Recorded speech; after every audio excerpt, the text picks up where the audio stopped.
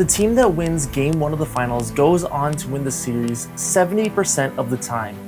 This could have been Shai Gilgeous-Alexander and the Oklahoma City Thunder if it weren't for one play and for one 10-minute meltdown. The Thunder lost it all after having one of their better halves of basketball all season. They forced 9 turnovers in the first quarter alone. Indy did not look ready for the moment. They were shook. Meanwhile, the Oklahoma City Thunder were a team that looked like they had been there plenty of times before. But by the time the second half and the fourth quarter rolled around, all of that changed. The exact second they got their biggest lead of the game at 15 points with just under 10 minutes left is the exact second that the Pacers' dark magic took over. Game 2 is crucial for the Oklahoma City Thunder. It is a game that they need to win, and it is a game that I think they are going to win. But if the Oklahoma City Thunder don't adjust, they will find themselves on the wrong end of the greatest playoff run in NBA history. The first thing to mention with the Thunder from Game 1 was their inefficiency from the field. According to shot charts from NBA.com, the Thunder shot just 17% at the short mid-range area within 10 feet. These are things like floaters, push shots, and soft little jump shots. From the deeper mid-range area, they still only shot about 35% and shot under 40% from the field for the entire game. This was simply just one of their most inefficient games of the entire season. Shai Gilgeous-Alexander was the only player on the team to have more than 7 made field goals. Meanwhile, Chet, Holmgren, and J-Dub both shot below 32%. OKC just missed a lot of shots that we usually see them hit, and no worse was the scene during the fourth quarter. During the fourth quarter, the Thunder were 0 of 5 from 3. Meanwhile, the Pacers went 6 of 10. That played a huge role in their comeback. But the Thunder need to do more than just make their shots at a regular or above average level. After all, this year's Indiana Pacers team is the 3rd best three-point shooting postseason team of all time, just behind the 16 and 17 Cleveland Cavaliers. The next thing we need to see the OKC Thunder do is hunt mismatches to a greater extent. Guys like Aaron Nesmith, Andrew Nembhard, and even Pascal Siakam are all pretty good, strong perimeter defenders that pose challenges for SGA and J-Dub. OKC needs to work better in getting these guys off of their star players and targeting players like Tyrese Haliburton, Miles Turner on the perimeter, and Obi Toppin. The Pacers don't like to switch, at least not as often as other NBA teams, and that is especially true when talking about Tyrese Haliburton. Indiana will go completely out of their way and even give up 2 points to someone else to prevent Tyrese Haliburton from being matched up onto SGA. And there is a reason why the Pacers are preventing this. It's because SGA would have absolutely no problem scoring on Tyrese Haliburton. So at the end of the day, it's a chess game. You want to try to get your best player onto their worst defender. Meanwhile, the defense wants to try to keep one of their worst defenders. And in my opinion, their only weak point in that lineup, they want to keep him off one of the best offensive players in the entire NBA. So how do the Thunder counter this, and how do they get more of the mismatches they want? The first thing I want to see them do is have more guard-on-guard screens. This pulls Tyrese out of the corner and makes him actually have to play defense like everyone else. I want to see the Thunder put Tyrese Haliburton into the flow of their offense and to not let him avoid it. SGA should know that Tyrese is most likely not going to pick him up. He's only going to hedge on a screen before his teammate is able to pick up SGA again, and then Haliburton goes back to covering his own man. You can counter this by having the screener slip, by having SGA split the double team, which is something he is incredibly good at, or you could have SGA be incredibly aggressive and force Haliburton to have to pick him up or just let him walk past him. But they need to attack Haliburton more. Like I said, he's not only one of their weak defenders, but attacking Haliburton and tiring him out will also make him less viable on offense, and hopefully they can see that Indiana offense slow down a little bit. So first off, the Thunder need to be attacking Haliburton even more. We saw a ton of success when they did that in Game 1, but they need to ramp that up and continue it. I want to see whoever offense on Tyrese Haliburton, and if not, I want to see Tyrese Haliburton being forced to guard guys like J-Dub and being forced to guard guys like SGA. Don't let him just sit there on Lou Dort or Alex Caruso, because that's giving the Pacers defense a pass. And the same can be said to a lesser extent for Obi Toppin. Now, Toppin does have more height and more athleticism compared to Haliburton, but he doesn't have the ability to stay in front of his man, especially when looking at guys like J-Dub or SGA. And we saw this a lot in game 1 where Obi was just not a great defender, and he especially did not have a great first half either. He's just simply not a strong enough defender to guard J-Dub or SGA on the perimeter, but he is not tall enough to change the shots of someone like Chet Holmgren, and he's not strong enough physically to be able to stop a guy like Isaiah Hartenstein. So if I'm the Thunder, I'm wondering, how can I make Obi Toppin uncomfortable, and how can I try to exploit him as a weak point? I don't want to be attacking guys like Aaron Nesmith and Andrew Nembhard, and I certainly don't want to let Miles Turner just sit there at the rim. And that's the next guy that I think the Thunder can certainly exploit. Now, we saw in game 1, Miles Turner is certainly an elite rim protector and shot blocker. In my opinion, he looked like an all-NBA defensive level player when people were matching him up at the rim. However, it was when Miles Turner was taken away from the paint and away from the rim, that is where we started to notice their defense fall apart a little bit. On the perimeter, Miles Turner is just simply too slow, and that doesn't match well against a good mid-range shooting team, the 7th best mid-range shooting team in the Oklahoma City Thunder. He is too slow to be able to hard hedge and then get back to his own man without seeing a switch or without seeing his own man slip to the hoop. We know Chet Holmgren is faster than Miles Turner, so if he slips or just beats him down the court, Turner can't keep up with that. We know for a fact that Miles Turner cannot keep up with guys like J-Dub or SGA on the perimeter. And like I said, if he plays drop coverage and lets the pick and roll happen, guys like SGA or just the entire Thunder roster is gonna make him pay with that pull-up jump shot. So pull Miles Turner out of the paint. You would attack him in the same way you want to attack Rudy Gobert. You don't go to his own domain, you bring him out to you, and then suddenly you see it all fall apart. And if the Thunder are unable to directly attack Miles Turner by bringing him out on the perimeter, I would look at doing the exact opposite, and that would be avoiding him and spacing him out through the use of Chet Holmgren. We saw this a lot in game 1 where Chet was on the perimeter and Miles Turner was a few steps away from him, leaving no one to guard the paint. Some of the best looks the Thunder got at the rim the entire game was when Turner was on the court, but it's when he was spaced out by Chet Holmgren. Like I said, Turner is not the most athletic guy in the world. He can't guard a 37% three-point shooter while guarding at the rim as well. He has to choose one or the other, and more often than not, it seemed like he was choosing to keep the perimeter safe. If I'm the Thunder, I'm very okay with that. And I would continue to, if I'm not aggressively attacking him with Chet Holmgren, using someone like Chet to keep Turner away from the action, and that allows other guys to attack the rim better. Chet managed to be a good distraction for Miles Turner despite the fact that he didn't have an efficient game. He was only 2 for 9 and he was outplayed by Miles Turner. Yet, his threat of shooting was enough to keep Turner away from the rim, and that allowed some shots for the Thunder to go in. So I want to see the Thunder do even more of that and see how they can exploit Miles Turner through his weaknesses. Speaking of the Thunder's defense, I do think that they may have to consider leaving behind some of their defense to help out their offense, and I think we could see this through their use of the rotations. Now, guys like Cason Wallace and Aaron Wiggins are absolutely phenomenal players. They are incredibly good for what they are in the rotation, and they are the reason why the Thunder are as good as they are and why they have gotten as far as they have. However, these two players are also shooting below 31% from 3 for the entire playoff run. That is just simply not good, and it allows the Pacers to exploit them on the offensive end of things, as they can heavily sag off of them. We saw this a lot in game 1 where they were choosing not to guard these guys, and even Lou Dort to that same extent. The Pacers were choosing not to guard them, and look at what we saw. Yeah, SGA had a big game, and he was relatively efficient, but you know who didn't have a good game? J-Dub and Chet. So the Pacers basically stopped 2 of the Thunder's big 3, and a lot of that was because they were able to sag off their other perimeter players. So I think we might see the Thunder tighten up their rotation just a little bit, and I think we may see them consider, especially seeing how game 2 goes, we might see them consider playing these guys just a little bit less. Now, Lu Dort is not much of a shooter in his own sense. However, he is probably the best defender they have on this team, or at least of those players. And as we saw in game 1 with his 4 steals and 2 blocks, he makes enough of an impact on the defensive end of things where he should still be out there on the offensive side. However, Alex Caruso, a 40% shooter for the playoffs, only played for about 28 minutes in game 1.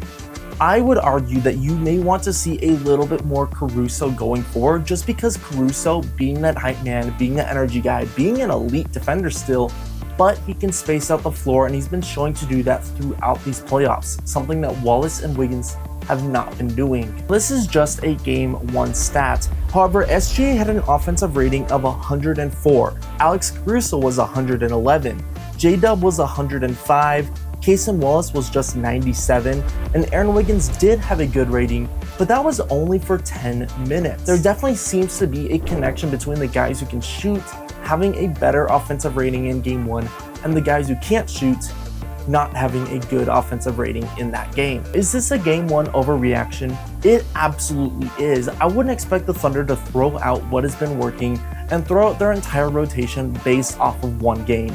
But I do think that this one game is telling, and it shows how the Pacers are going to play these guys. Until you can prove that you can shoot, they are not going to guard you on the perimeter.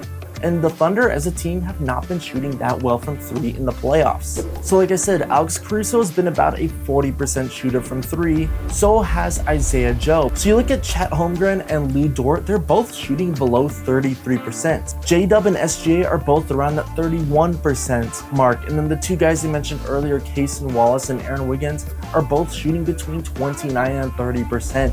These are a lot of rotational players who are great on the defensive end that are not making it happen from the 3-point area. And I'm not saying you have to play the Pacers game. Like I said, the Pacers are a historic 3-point shooting team for the playoffs. But the Thunder are losing out on that, and we saw that in game 1 where the 3-point range was a huge difference maker between these 2 teams. Now obviously, I don't expect the Thunder to go 5 out or even 4 out 1 in for the entire game. But they do have to look at how they manage guys like Caruso and Joe and Wiggins and Hartenstein and just some of their other rotational players. They can't be playing this many non-shooters at once because Rick Carlisle and the Pacers are going to take advantage of that. Going alongside with the rotational changes, now this one is a little ironic as we talked about spacing, but I'm really surprised that we didn't see it, but I highly expect that we are going to see the 2 center lineup come back. This was originally planned for game 1 where Isaiah Hartenstein was a late scratch for Cason Wallace, who made his first start of the entire postseason in game 1 of the finals. Now for the playoffs, Chet and Hart, when playing together, have a net rating of about 4.5 points. During the regular season, those 2 have a net rating of plus 14 points per 100 possessions. So that means that the Thunder get better by 14 points per 100 possessions when those 2 guys are on the court. That is a massive change for just 2 players. In both the regular season and the playoffs, the Thunder's best 5-man rotation includes both of those guys playing at the same time. That rotation being SGA, Lu Dort, J-Dub, Hartenstein, and Chet. You don't get an insane amount of spacing with this lineup, but you still get the right amount of offensive playmaking with an elite defensive lineup. And I think that defensive lineup could certainly help these guys out, and I think it can help the Thunder win Game 2 and upcoming games in this series. Isaiah Hartenstein has the physicality and the toughness to match up with someone like Miles Turner, and Chet Holmgren has the athleticism and the length to match up with someone like Pascal Siakam, and he can also guard the perimeter and the paint at least a decent level, much better than Hartenstein can. And so let's talk about Pascal Siakam, because he is someone who has been lighting it up in these playoffs. Now, I think a lot of people were definitely surprised to see him take home Eastern Conference Finals MVP, but it was certainly an award he deserved, and I think we saw a lot of why he deserved it in Game 1. One thing Siakam has done ever since going to the Pacers is increasing his range, not only from mid-range, but from the 3-point area. And in these playoffs, he is shooting an absurd 46% from 3. Yes, Pascal Siakam is shooting almost 50% from 3. That is absolutely insane. However, in these playoffs, Siakam has yet to take more than 5 attempts from 3 the entire time. So this tells me that yes, Siakam is making threes at an efficient rate, but he's not taking them at a super high rate either. With how lethal the rest of the Pacers are from three, and with how good Siakam is on the drive and from the mid-range area, I would definitely consider just taking a step back on him. Pascal Siakam is not really the guy where he's gonna pull up a three right in front of you. He's more of gonna get it off of a pick and fade or get it in a catch and shoot scenario. I'm not as concerned about a pull-up three or him just staring you down and then hitting a three in your face. If it happens, it happens, but I want to let it happen, because by letting that happen once or twice a game, you're still probably going to give up less points than if you're in his face and in his grill like we saw in game one. And this is where I think Chet Holmgren also comes into play, because Chet can take a step back.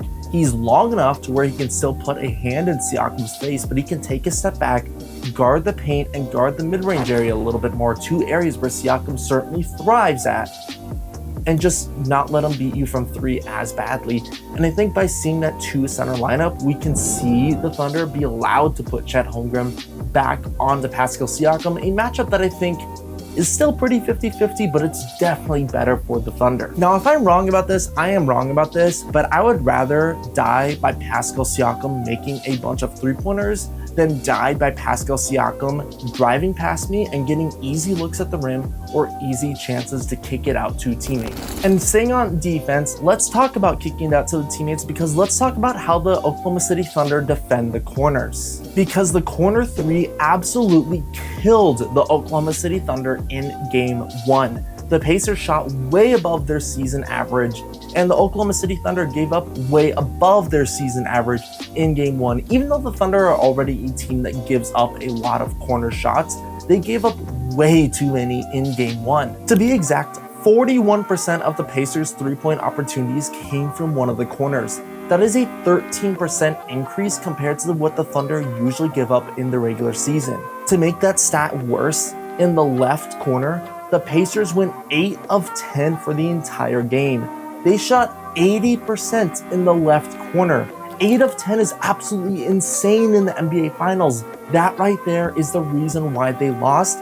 It's because they weren't able to guard the corner. In my opinion, this year's Thunder is the greatest defense that we have seen in NBA history, and I don't think much is going to change that. But no matter how good a defense is, it still has its weaknesses. And the Thunder have chosen the corner to be their weakness, and that hasn't hurt them until now. And if the Pacers continue to exploit that weakness, they need to do something to change. They need to give up some other sort of shot to not let the corners continue to be killed in the same way they were. You cannot give up this many open corner threes and expect to win. That simply is just not how this game works. And I noticed in rewatching a lot of game one, a lot of this was actually due to Isaiah Hartenstein not being able to get out there. Hart is a great defender, but he is not a great perimeter defender. He doesn't really have the speed or athleticism to be able to step up on the perimeter, so when a team runs a handoff or a screen into the corner, Hartenstein is not covering it in the same way you might see Chet cover it, for example. But I think if we see both Chet and Hart playing some minutes together, that might mitigate this a little bit, because Chet can float around and guard the perimeter a little bit more. Meanwhile, Hart can stay glued to the paint and try to stop the drive of guys like Siakam, guys like Toppin, or even try to stop Tyrese Haliburton and his own floater from going through. The last thing that I want to see, and this is finally the offensive side of things, is but I want to see the Thunder running a little bit more early offense. Now this can be seen either through transition or either through just the sets and designated plays they have on the offensive side of things. Now it felt like as this game went on, the Thunder ran less and less offense and more of just a free flow style of basketball. Now when it's working, and I wouldn't stop that. But teams need structured plays, they need designated screens, they need players running around and doing designated actions, especially when things start to go to a standstill, and that certainly happened in game one. These designated plays, I want to see them attacking Haliburton and attacking Toppin and bringing Turner outside of the paint, because that's where I think their success will be. Just look at this one play where they actually ran a screen and screened Tyrese Haliburton. Haliburton was caught on the screen with SGA, and he was assuming that he would switch, but instead it just led to a wide open shot for Aaron Wiggins. Assume that the Pacers would usually switch this, however that means Tyrese Haliburton would have to switch onto SGA, and as we've seen, that is not something the Pacers are going to let happen. So what happens instead? It's literally a 2-point layup. Why did we only see an action like this happen once or twice in game 1? Have SGA set a screen on Haliburton. Haliburton will be forced to have to fight over that screen, requiring more energy, requiring more effort, or he will switch the screen and then you get an ideal matchup. One way or another, you're still tiring out Tyrese Haliburton and you're still exploiting the weakest defender in the starting lineup. The other part with running designated plays and screens and actions is that it makes your counters to that more effective. Now, something the Thunder do really, really well is fake their screens. They have their screeners slip, they run ghost screens, they have little actions to counter what they expect the defense is going to do. However, towards the end of game 1, the defense was expecting this. They were expecting the ghost screen and they weren't biting as much as they usually would. If a guy would run up, fake a screen to the right and then flare out, the defender of the Pacers wouldn't react to it in the same way. That means the offensive player isn't getting the same advantage that he usually would. If you're trying to run a counter to something, but the defense is no longer falling for the counter, you need to actually threaten them with what the counter was used for in the first place. So the Thunder need to keep their offense a little more disciplined and look for those weak points that I mentioned earlier. But along with that, the Thunder also should look at keeping their offense, arguably in my opinion, a little more up-tempoed. Now, there was a huge drop-off in the pace in the second half compared to the first half. Now, this is expected. It's the NBA Finals. It's the second half of a basketball game. The pace is going to drop. However, the pace dropping to the extent that it did is probably not something that was in the Thunder's favor. It definitely actually wasn't in the Thunder's favor, especially when the Pacers had a 27% better true shooting percentage compared to the Thunder. Slow game benefits the offense that is more efficient, and the Pacers had, at least in game 1, the more efficient offense. There were multiple times the Thunder got easy points just because Miles Turner couldn't get back on offense quick enough. We saw this especially with Chet Holmgren being faster than Turner, but sometimes this would just cause a mismatch where we would get like SGA matched up on Siakam, a matchup I like for SGA. So the Thunder keeping their foot on the gas pedal like what we saw in the first quarter and not letting the momentum shift as much is something that is going to help out their offense. And when I'm talking about pushing the ball, it doesn't matter if the bucket is made. You can still force the Pacers back on defense regardless of if you have the ball or not. So for game 2, I want to see a better pace. I want to see them playing through their team more and not just sitting there hoping that SGA bails them out. Because as good of a player SGA is, he is not going to be able to do that against this Pacers defense. It's going to take a team offense to beat a team defense. The Thunder did not play great in game 1. But game 1 was a revealing game for this team. Every positive we saw, like the amount of turnovers they forced in the first half, there was a negative behind it, such as they didn't convert a lot of those turnovers into actual points they would have needed at the end of the game. Indiana isn't a fluke either. Since January, the Pacers are the second best team in basketball, just behind the Thunder. The Pacers are elite on both ends of the ball. You won't be able to beat them by just being the better team. You have to also out-coach them and out-scheme them as well, because Rick Carlisle has certainly been doing that all playoffs. The Pacers are used to being the underdogs. They're used to going into hostile crowds and coming out victorious. You can't just expect, because you have the MVP and because you have such a young, bright future and because you have the right veterans, you can't just expect that is going to work out for you. You have to make changes. Now, I think the Thunder are lucky that they got exposed by some of the things that I mentioned in this video in game 1. Because now they can adjust it. Now they can fix their rotations. Now they know that they can't rely on SGA in the same amount. Now we know that Tyrese Haliburton can't defend. Now we know that Miles Turner can't defend on the perimeter. Now we know some of the weak spots on offense and on defense, so we know that we can make changes. I still believe that OKC is going to win game 2. I feel pretty strongly about that. Even though I honestly am starting to feel more strongly about the Pacers winning the entire series, I think the Thunder are going to bounce back in game 2. It's going to take some scheming adjustments. It's going to take some adjustments on offense. It's going to take some adjustments on defense. It would take in my opinion, a look at the rotation and just seeing how guys play in certain moments and to see who is shooting well in that specific game. But I think the Thunder are going to pull through on this one. The Thunder made their mistakes early, but now it's time to fix their mistakes, come up with counters, and play like the team that we know they are and play like the team that is chasing a championship. We're breaking down every single finals loss on this channel to see what the losing team could have done better. So if you like that, hit the like button and sub to the channel. But that is it for this one.